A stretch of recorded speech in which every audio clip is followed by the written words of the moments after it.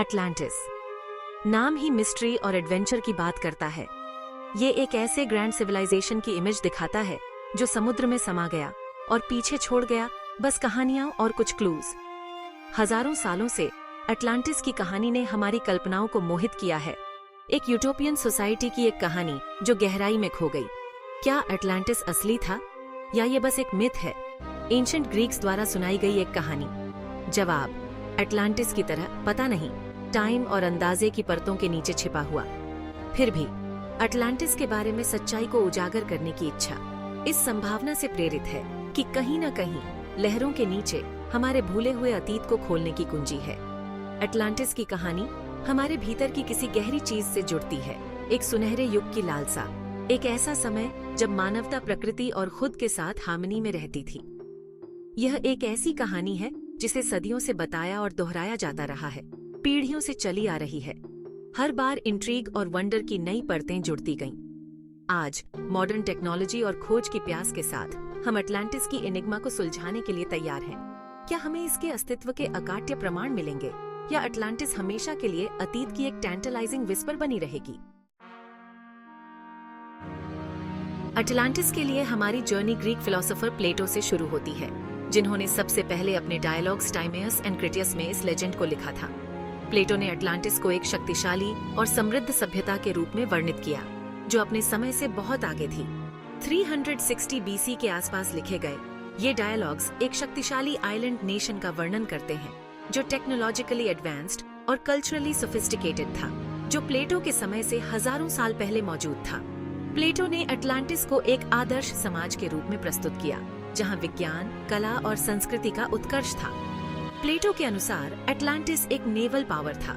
इसका एम्पायर पूरे Atlantic ocean में फैला हुआ था। यह एक ऐसा साम्राज्य था जो अपनी नौसैनिक शक्ति और व्यापारिक संबंधों के लिए प्रसिद्ध था।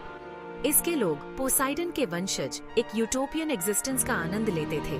उनका city magnificent architecture, advanced technology और प्रचुर मात्रा में नेचुरल रिसोर्सेज से सजा हुआ था। अटलांटिस के लोग अपने ज्ञान और नैतिकता के लिए जाने जाते थे और उनका समाज एक आदर्श समाज का प्रतीक था। हालांकि ये गोल्डन एज हमेशा के लिए नहीं रहने वाला था। समय के साथ अटलांटिस के लोग अपने नैतिक मूल्यों से भटक गए और लालच और सत्ता की भूख में फंस गए। प्लेटो अटलांटिस के पतन को नैतिक पतन बताते हैं। उनका मानना था कि अटलांटिस के लोग अपनी नैतिकता और गुणों को भूल गए थे, जिसके कारण उनका पतन हुआ। इसके लोग जो कभी गुणी और बुद्धिमान थे, लालच और महत्वाकांक्षा का शिकार हो गए, जिसके कारण उन्होंने एथेंस के खिलाफ युद्ध छेड़ दिया। यह युद्ध अटलांटिस के पतन का मुख्य कारण बना। एथेनियाई हालांकि संख्या में कम थे, बहादुरी से लड़े और अंततः विजयी हुए, अटलांटियन आक्रमण को खदेड़ दिया। एथेंस की इस विजय ने अटलांटिस के पतन की शुरुआत की। उनके ह्यूब्रिस के लिए सजा के रूप में देवताओं ने एक कैटेक्लिज्मिक इवेंट को अनलीश्ड किया। अटलांटिस को एक ही दिन और रात में लहरों के नीचे डुबो दिया। यह घटना अटलांटिस के अंत का प्रतीक बनी। प्लेटो द्वारा विविड डिटेल में वर्णित इस ड्रामेटिक एंड ने सदियों से अटकलों और बहस को हवा दी है। अटलांटिस की कहानी ने कई लोगों की कल्पना को प्रेरित किया है और इसे लेकर कई सिद्धांत और कहानियां बनी हैं। जबकि कुछ विद्वानों का मानना है कि प्लेटो का लेख पूरी तरह से फिक्शनल है, अनियंत्रित महत्वाकांक्षा के खतरों के बारे में एक कहानी, तो कुछ अन्य लोग उनके शब्दों में सच्चाई के दाने, समय के साथ खोई हुई एक वास्तविक सभ्यता के संकेत देखते हैं। अटलांटिस की कहानी आज भी एक रहस्य बनी हुई है और यह सवाल उठाती है कि क्या यह केवल एक कल्पना है या एक खोई हुई सभ्यता की सच्चाई। प्लेटो के लेखन ने अटलांटिस को पिलर्स ऑफ हर्क्यूलिस से परे रखा, जिसे आमतौर पर स्ट्रेट ऑफ जिब्राल्टर के रूप में व्याख्यायित किया जाता है। यह स्थान प्राचीन समय में झात दुनिया की सीमा के रूप में माना जाता था और इसके पार एक अज्ञात और रहस्यमय क्षेत्र की शुरुआत होती थी। इस जियोग्राफिकल क्लू ने कई रिसर्चर्स को अटलांटिक ओशन के विशाल विस्तार पर अपनी खोज केंद्रित करने के लिए प्रेरित किया है। वे मानते हैं कि अटलांटिस का रहस्य इस महासागर की गहराइयों में छिपा हो सकता है और इसके लिए वे अत्याधुनिक तकनीक और उपकरणों का उपयोग कर रहे हैं। Under water volcanoes, submerged islands और इंट्रीगिंग जियोलॉजिकल फॉर्मेशंस सभी की जांच खोए हुए सिटी के संभावित स्थानों के रूप में की गई है। वैज्ञानिकों ने इन स्थानों पर गहन अध्ययन और विश्लेषण किया है ये समझने के लिए कि क्या ये संरचनाएं अटलांटिस के अवशेष हो सकते हैं। एज़ोर्स, उत्तरी अटलांटिक में वोल्केनिक आइलैंड्स की एक श्रृंखला, एक विशेष फोकस रहा है, क्योंकि इन द्वीपों का स्थान और उनकी भूगर्भीय विशेषताएं प्लेटो के विवरण से मेल खाती हैं। उनका स्थान और जियोलॉजिकल इतिहास प्लेटो के लेख के कुछ इंटरप्रिटेशंस के साथ संरेखित है। कुछ वैज्ञानिकों का मानना है कि एज़ोर्स के द्वीप अटलांटिस के बचे हुए हिस्से हो सकते हैं, जो समय के साथ समुद्र में डूब गए।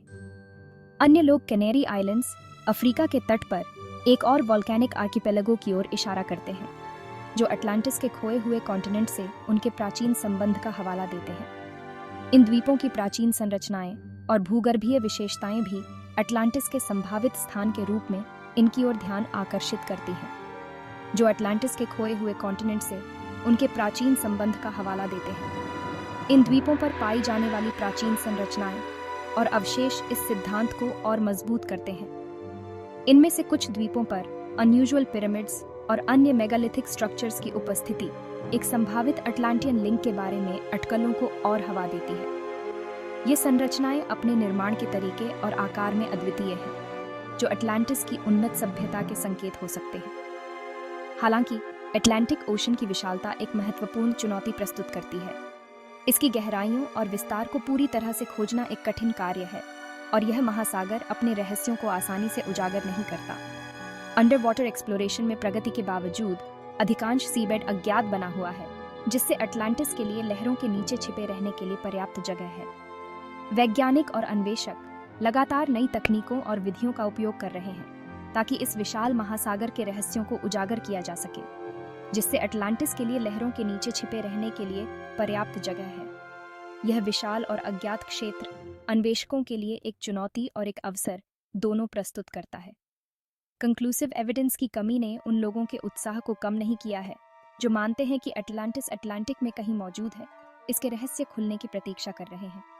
वे मानते हैं कि एक दिन वे इस खोए हुए शहर के अवशेषों को खोज निकालेंगे और इसके रहस्यों को उजागर करेंगे। इसके रहस्य खुलने की प्रतीक्षा कर रहे हैं। प्राचीन मानचित्रों और ग्रंथों का अध्ययन जारी है, और हर नई खोज अटलांटिस के रहस्य को सुलझाने के करीब ले जाती है। Section 4, Mediterranean mysteries. Could Atlantis be closer to home? जबकि अटलांटिक ओशन अटलांटिस के स्थान के लिए एक पॉपुलर कैंडिडेट बना हुआ है, कुछ रिसर्चर्स का मानना है कि प्लेटो का सिटी भूमध्य सागर में घर के करीब हो सकता है। वे इस क्षेत्र में कैटास्ट्रॉफिक इवेंट्स के सबूतों की ओर इशारा करते हैं, जो अटलांटिस के विनाश के साथ संरेखित हो सकते हैं। लगभग 1600 बीसी में थेरा, आधुनिक सांटोरिनी का वोल्केनिक इरप्शन ऐसी ही एक घटना है। यह इरप्शन रिकॉर्डेड हिस्ट्री के सबसे बड़े इरप्शंस में से एक, मिनोअन सिविलाइजेशन को तबाह कर दिया, जो क्रीट द्वीप पर फ्लोरिशिंग एक परिष्कृत ब्रॉन्ज एज कल्चर थी। मिनोअन्स अपने advanced maritime skills, elaborate palaces और यूनिक राइटिंग सिस्टम के साथ प्लेटो के अटलांटिस के वर्णन से स्ट्राइकिंग सिमिलैरिटीज रखते हैं। क्या थेरा का विनाश और मिनोअन सिविलाइजेशन का पतन अटलांटिस लेजेंड के लिए प्रेरणा हो सकता है?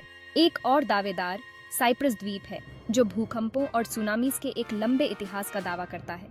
कुछ रिसर्चर्स का मानना है कि एक एंशिएंट सिविलाइजेशन संभवतः फिनीशियंस से जुड़ी साइप्रस पर मौजूद रही होगी, जिसे केवल एक नेचुरल डिजास्टर ने मिटा दिया था। जबकि मेडिटेरेनियन इंट्रीगिंग संभावनाएं प्रदान करता है, चुनौती वही रहती है, कॉन्क्रीट एविडेंस खोजना जो इन एंशिएंट इवेंट्स को प्लेटो के अटलांटिस से जोड़ता है। Section 5, shifting Sands, Atlantis in the I of geology. Atlantis की खोज केवल एक हिस्टोरिकल खोज नहीं है, यह जियोलॉजिकल भी है। यह एक ऐसा रहस्य है जो सदियों से मानवता को आकर्षित करता रहा है, और इसके पीछे की विज्ञान की कहानियां उतनी ही कैप्टिवेटिंग हैं जितनी कि इसके मिथक। पृथ्वी की गतिशील प्रकृति, उसकी शिफ्टिंग टेक्टोनिक प्लेट्स और हमारे ग्रह को आकार देने वाली शक्तिशाली शक्तियों को समझना एक खोए हुए सिटी के रहस्य को अनरेवलिंगने के लिए महत्वपूर्ण है। यह केवल एक भूगर्भीय पहेली नहीं है, बल्कि यह हमारे ग्रह के इतिहास को समझने का एक तरीका भी है। प्लेट टेक्टोनिक्स, ये सिद्धांत कि पृथ्वी का आउटर शेल कई प्लेट्स में विभाजित है, जो एक दूसरे के साथ मूव और इंटरैक्ट करते हैं। ये समझने के लिए एक फ्रेमवर्क प्रदान करता है कि कैसे लाखों वर्षों में भूभाग ऊपर उठ सकते हैं और नीचे गिर सकते हैं। ये प्रक्रिया न केवल भूगर्भीय घटनाओं को समझने में मदद करती है, बल्कि यह भी बताती है कि कैसे एंटायर कॉन्टिनेंट्स और आइलैंड्स अपने स्थानों को बदल सकते हैं। क्या अटलांटिस कभी एक लैंड ब्रिज पर मौजूद हो सकता है जो तब से समुद्र के नीचे डूब गया है? या यह एक ऐसा द्वीप हो सकता है जिसे पिछले आइस एज के अंत में बढ़ते समुद्र के स्तर ने निगल लिया था? यह सवाल हमें एंशिएंट जियोलॉजिकल इवेंट्स और उनके प्रभावों को समझने के लिए प्रेरित करता है। जियोलॉजिकल एविडेंस बताता है कि अंतिम ग्लेशियल पीरियड के दौरान समुद्र का स्तर काफी कम था, जिससे जमीन के विशाल क्षेत्र उजागर हो गए जो अब पानी के नीचे हैं। कॉन्टिनेंटल शेल्फ के रूप में जाना जाने वाला यह सबमर्ज्ड लैंडस्केप एंशिएंट सेटलमेंट्स और सिविलाइजेशंस को आश्रय देने की क्षमता रखता है। यह क्षेत्र जो अब समुद्र के नीचे छिपा हुआ है, कभी बसलिंग कम्युनिटीज का घर हो सकता है। प्राचीन कोस्टलाइंस का अध्ययन करके, सेडिमेंट कोर्स का विश्लेषण करके और समुद्र तल का मानचित्रण करके जियोलॉजिस्ट पृथ्वी के अतीत की एक तस्वीर को एक साथ जोड़ सकते हैं। संभावित स्थानों के बारे में सुराग प्रकट कर सकते हैं जहां अटलांटिस कभी अस्तित्व में था। यह एक जटिल और मेटिकुलस प्रक्रिया है, लेकिन यह हमें हमारे ग्रह के इतिहास के बारे में गहरी समझ प्रदान करती है। ये खोज न केवल अटलांटिस के रहस्य को सुलझाने में मदद कर सकती है, बल्कि यह भी दिखा सकती है कि कैसे मानवता ने समय के साथ अपने पर्यावरण के साथ तालमेल बिठाया है।